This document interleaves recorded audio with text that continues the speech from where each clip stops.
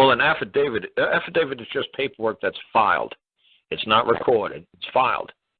And it's what it's saying when you put an affidavit into a case file, not a record, you're putting it only into the case file. It's saying that someday some man or some woman may come into the open forum, into the open court, and they may utter it viva voce and press a record. But until then, it is just the word, a written word of man, but not the spoken word of man. So it's not true. So an affidavit just says, if I'm ordered to speak this into open court, I will. So, like I said, what's funny is I seen something on this house when I first moved in. The person who lived here before was in the Army, and they were getting an affidavit from, like, Visa. And I laughed at my sister. I said, oh, my God, look at this. This is an affidavit from Visa. I said to her, I said, do you know what this means? And she's like, no. I said, this means that someday Visa made a lawsuit against this guy in this county. They filed a claim against this guy, made a lawsuit against this man for compensation for his credit card debt. This man, all he has to do is bring the affidavit before the open court and say, Visa must appear and Visa must utter this affidavit now as true in open court, or nothing in this piece of paper stands as true because the paper has no spine. It's not got no backbone. It has no standing.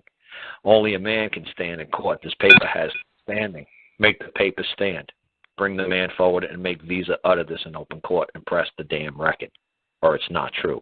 None of this stuff in this affidavit is true until it's pressed onto the record. If I may ask, I've been trying to follow this stuff, but I've heard you say that you let your writing speak for you, like so. Right, because unless right. That's why I tell people make it 1 sentence, 2 sentences long, because anything other than what is on that affidavit is called a novation. You're creating a whole new document by your spoken word. Like, we thought this was written in English. We thought that was the letter L. We thought it said this word, said this. We thought we read this. Oh, but now that you're speaking it, we know what the true word is, because on your paperwork, it looked like it read this. But now that you uttered it, we thought it said... It said can and will. Oh, you said shall and must. Oh, we got it. We misinterpreted what we read. Thank God the creator of this document, God, has come forward into court, and he's now interpreted it to us in the spoken word. Okay. See what I'm saying? Pardon me. So you thought that's happening. Right, because you're looking at somebody else's document, but now when it's spoken, now it's crystal clear. But the chicken scratch tap dance nonsense, we thought we saw the word can and will when you said in an open court, but wait a second, you said shall and must. So that destroys the can and will.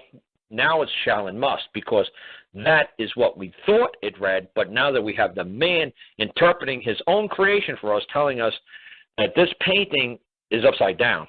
Thank God the creator came forth and now has spoken to open court for the whole world to witness that this is what is true.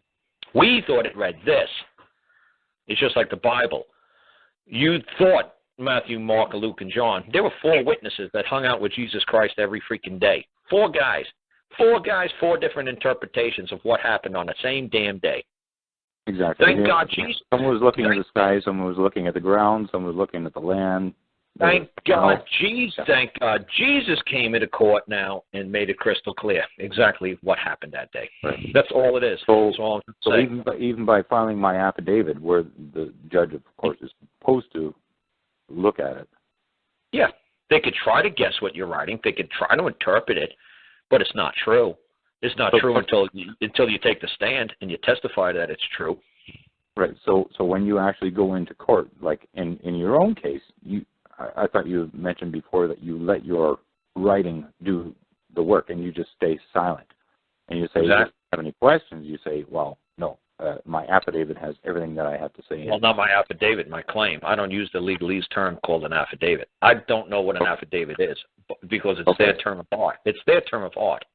You know, it's their belief. It's their mystical, magical Quran or golden tablets. It's their holy scrolls. That's their crazy legalese terminology. I just call it a claim. And I guarantee I put a jury of my peers in there, and they'll know what a claim is. But I guarantee my peers who hang on a Taco Bell every day, I grab 12 of my buddies from Taco Bell and sit them in a jury stand and say, do you know what an affidavit is? They'll all look at me like I got 3 heads. It's like, I don't know. Does that mean like you broke wind or something? What's an affidavit? I don't know. I mean, But if I say, okay, now do you understand? I said I'm making a claim. Oh, yeah, we know what that means.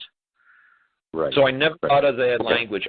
Because once you show that you're competent in legalese, they got you in their jurisdiction. They realize that you can understand, that you could see what they're doing, that you are part of them, that you are one of them. Right. Now, and when they say affidavit, I go, affidavit, apples, oranges, bananas. What the hell's an affidavit? Yeah. Oh, it's a piece of paper that we put a story on. It's like, oh, so you mean it's like your claim ticket? It's like a claim, like a statement that something's true? Yeah, well, we call it an affidavit. Well, where I come from, in the common law land of man, we call it a claim.